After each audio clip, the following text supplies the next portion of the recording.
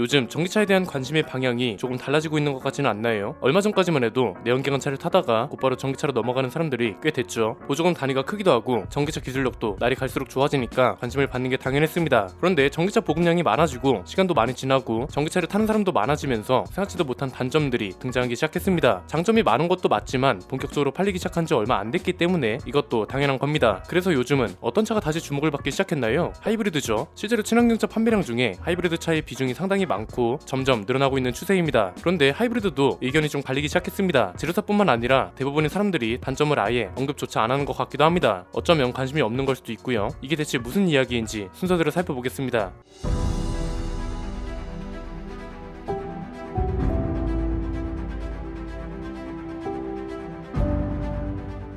하이브리드 차도 종류가 나뉘죠. 크게 두 가지입니다. 일반 하이브리드 차가 있고 플러그인 하이브리드 차가 있습니다. 일반 하이브리드 차는 엔진하고 전기 배터리가 결합해서 운행을 하고, 플러그인 하이브리드 차는 일반 하이브리드 차보다 배터리 용량이 커서 원리는 같지만 전기차처럼 충전을 해줘야 합니다. 오늘 이야기할 건 플러그인 하이브리드입니다. 사실 별로 관심을 받지 못한 차종이기도 합니다. 그런데 최근에 하이브리드 차 시장이 떠오르기 시작하면서 플러그인 하이브리드에 대한 관심도 높아지기 시작했습니다. 왜냐면 이게 또 좀 웃긴 게 현대기아차는 플러그인 하이브리드 차를 해외에만 판매하기 시작했습니다. 그런데 벤츠나 BMW 같은 수입차 브랜드는 플러그인 하이브리드 차를 국내에 판매하고 있습니다. 하이브리드 차를 사려고 하는 사람들 중에서는 분명 고민이 좀 될 겁니다. 일반 하이브리드를 살지 플러그인 하이브리드를 살지 말이죠. 생각보다 플러그인 하이브리드의 장단점은 뚜렷합니다. 일단 장점부터 볼까요? 첫 번째는 유지비입니다. 자, 기본적으로 일반 하이브리드 차보다 배터리 용량이 큽니다. 일반 하이브리드 차 배터리 용량이 1에서 2kWh 사이라면 플러그인 하이브리드 차는 10kWh 이상입니다. 이러니까 일반 하이브리드 차보다 당연히 유지비가 적게 들어갑니다. 연료비가 일반 하이브리드 차보다 적게 나오는 건 너무 당연하죠. 두 번째는 배터리 방전에 대한 스트레스가 없다는 겁니다. 전기차처럼 충전을 하긴 하지만 그렇다고 무조건 충전을 해야 하는 것도 아닙니다. 왜? 배터리가 방전되면 엔진으로 가면 되니까요. 전기차로 넘어가고는 싶은데 아직 부담스러운 사람이라면 이 점 때문에도 플러그인 하이브리드를 찾을 겁니다. 전기차 충전 인프라가 예전보다 좋아졌다고는 하지만 아직 불편함이 있는 건 사실입니다. 실제로 전기차 차주들을 대상으로 한 설문이 있는데 충전에 대한 불만이 꽤 있었습니다. 충전기가 고장나 있는 경우가 1위를 차지했는데 이건 제가 오래전부터 언급해드렸던 것 중 하나죠. 2위는 다른 전기차 이용자의 충전 매너였습니다. 그러니까 보통 밤에 스마트폰을 충전하듯이 충전기를 꽂아두고 잠을 자면 된다고 생각하잖아요. 그런데 아파트에서는 사실상 원래는 이게 불가능합니다. 충전이 끝나면 자리를 비워줘야 하고, 이것도 내가 원하는 시간에 무조건 충전을 할 수 있는 게 아닙니다. 충전 시간도 문제입니다. 집밥만으로 부족할 때는 중간에 충전을 해줘야 하고 이게 보통 30분 정도는 걸립니다. 이럴 때 시간을 때우려고 차 안에서 유튜브를 보거나 쉬거나 산책을 하거나 아니면 주변 카페에 가서 커피를 마셔야 합니다. 주유소를 가는 목적은 주유를 하는 거고 하는 행동도 주유 말고는 없습니다. 그런데 전기차는 중간에 충전을 하려면 목적 외에 다른 것도 꼭 해야 한다는 거죠. 그래서 플러그인 하이브리드가 어떻게 보면 전기차로 넘어가고는 싶은데 막상 넘어가려니까 부담스러운 사람들한테 대안으로 통하기 시작했다는 겁니다. 세 번째는 정숙성입니다. 이건 전기차 차주들하고 비슷하죠. 전기차는 엔진이 아예 없으니까 엔진 소음이나 진동도 아예 없습니다. 플러그인 하이브리드는 일반 하이브리드보다 배터리 용량이 크다 보니까 순수 전기 모드로 주행할 수 있는 거리가 훨씬 길죠. 그래서 고속에서는 엔진 힘으로 가고 시내 주행에서는 배터리로만 주행하면 정숙함을 온전히 느낄 수 있습니다. 하이브리드 차는 가속할 때마다 시동이 걸립니다. 플러그인 하이브리드는 순수 전기 모드로만 오래 주행할 수 있다는 게 정말 큰 매력입니다. 이런 것들만 보면 완벽한 차인 것 같은데 단점도 분명 존재합니다. 첫 번째는 가격 그리고 보조금도 폐지됐다는 겁니다. 국산 하이브리드랑 플러그인 하이브리드 모델이 모두 팔릴 때를 기준으로 비교하면 동급 하이브리드 모델보다 플러그인 하이브리드 모델이 300만원 정도 비쌌습니다. 보조금을 받던 시절이라면 모르겠습니다. 원래 플러그인 하이브리드 차 보조금이 500만원이었거든요. 2020년까지 보조금이 지원됐는데 2021년부터 보조금 지원이 중단됐습니다. 그래서 작년 1분기 동안 국내에서 팔린 플러그인 하이브리드 차가 0대라는 기록이 생기기도 했죠. 보조금을 받아서 사면 하이브리드 차보다 이득일 수 있는데 이제는 지원도 안 되다 보니까 굳이 살 필요가 없는 차가 됐습니다. 두 번째는 배터리가 일반 하이브리드 차보다 부담스럽다는 겁니다. 여기엔 단점이 약간 복합적으로 얽혀 있습니다. 일단 배터리 용량이 크기 때문에 일반 전기차처럼 충전을 계속해줘야 합니다. 이게 약간 장점하고는 모순되는 부분이죠. 플러그인 하이브리드 차를 사는 목적에는 분명 유류비를 아끼기 위한 것이라는 게 있습니다. 이 목적대로라면 플러그인 하이브리드 차는 하루에 2번 정도는 충전을 해줘야 합니다. 기본적으로 하이브리드 차이기 때문에 회생 제동이 당연히 지원되기는 합니다. 그런데 일반 하이브리드 차는 회생 제동만으로 배터리 충전이 충분한 반면에 플러그인 하이브리드 차는 배터리 용량이 10배 이상이잖아요. 회생 제동만으로는 부족합니다. 배터리 용량이 충분하지 않으면 순수 전기 모드로 달릴 수도 없습니다. 충전이 귀찮다고 해서 충전을 안 해버리면 일반 내연기관차를 타는 거랑 다를 게 없잖아요. 굉장히 모순적인 단점이라는 거죠. 이렇게 되면 전기차 충전이 불편도 같이 겪어야 합니다. 왜? 연료비를 아끼려면 배터리 충전을 무조건 해야 하니까요. 그렇다고 고속 충전을 지원하지도 않아서 빨리 충전할 수도 없습니다. 배터리 용량 자체가 작으니까 고속 충전 충전을 지원할 수 있는 구조가 애초에 아니고 용량이 작기 때문에 배터리 수명에도 영향이 갈 수 있습니다. 그냥 숫자로 보면 쉽습니다. 순수 전기차 배터리 용량이 80kWh고 플러그인 하이브리드 차의 배터리 용량은 10kWh라고 가정해볼까요? 순수 전기차의 완충 시간은 50분이고 플러그인 하이브리드 차의 완충 시간은 20분, 그리고 차주들이 충전기를 꽂고 다시 돌아오는 시간은 1시간이라고 가정해보겠습니다. 완충 이후에 충전기가 꽂아져 있는 시간이 순수 전기차는 10분이고 플러그인 하이브리드 차는 40분이 되는 겁니다. 그리고 배터리 용량이 작다는 건 그만큼 충전과 방전 주기가 잦다는 거고 그만큼 수명에도 영향이 가겠죠. 한편으로는 그만큼 차가 무거워진다는 소리도 됩니다. 실제로 동급 내연기관 차량 무게를 비교해보면 200에서 300kg 정도 무겁습니다. 무게가 무겁기 때문에 연비에서 손해를 볼 수밖에 없다는 거고 그렇기 때문에 귀찮다는 이유로 배터리 충전을 소홀히 할 수도 없습니다. 배터리 충전을 안 하면 결국 엔진으로 주행을 하게 되는 거잖아요. 이 와중에 무게가 더 무겁다? 기껏 비싼 돈을 주고 샀는데 연비도 더 손해라면 이런 차를 굳이 뭐하러 사겠어요. 그래서 결국은 배터리 충전을 계속할 수밖에 없다는 게 있고요. 세 번째는 이런 단점들 때문에 판매량이 없다 보니까 애초에 국산차는 선택지조차 없다는 겁니다. 플러그인 하이브리드 차를 사고 싶어도 이미 국산차 브랜드 중에선 국내에 플러그인 하이브리드 차를 파는 브랜드가 하나도 없고 수입차 브랜드만 플러그인 하이브리드 차를 팔고 있습니다. 관심이 비교적 없기 때문에 이런 정보 제공도 잘 안 되고 있고 제조사도 이런 설명 없이 단종해버릴 수밖에 없었던 차라는 겁니다. 자, 그런데 좀 이상한 게 하나 있습니다. 우리나라는 보조금을 폐지했잖아요. 그런데 오히려 다른 나라들은 플러그인 하이브리드 지원을 유지하거나 늘리고 있습니다. 독일은 정부 지원금을 작년까지 기존의 2배로 올렸고